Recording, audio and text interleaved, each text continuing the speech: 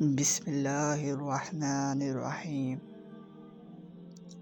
ناظرین کرام، آج ہم بات کریں گے اس ہستی کے بارے میں جس کا انتظار پوری انسانیت کر رہی ہے، امام مہدی علیہ السلام۔ شیعہ اثنا عشری عقیدے کے مطابق امام مہدی علیہ السلام اللہ کی آخری حجت ہیں، جو سن 255 ہجری میں پیدا ہوئے اور اللہ کے حکم سے غیبت میں چلے گئے۔ غیبت کا مطلب یہ نہیں کہ امام دنیا میں نہیں ہیں، بلکہ وہ زندہ ہیں، زمین پر موجود ہیں، مگر ہماری نظروں سے اوجھل ہیں۔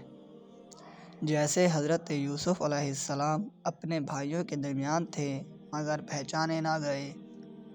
کیا امام کسی خاص وادی یا مقام پر رہتے ہیں؟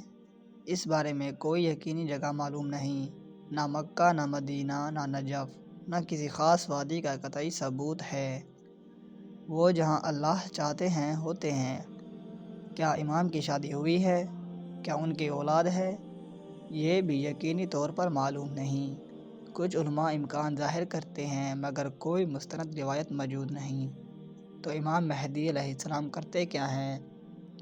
وہ دعا کرتے ہیں، اللہ سے امت کی اصلاح کی درخواست کرتے ہیں اور اس دن کے منتظر ہیں جب اللہ انہیں ظہور کا حکم دے گا۔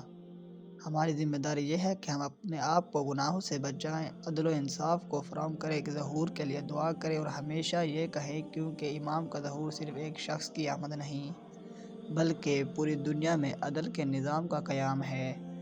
السلام علیکم ورحمۃ اللہ وبرکاتہ۔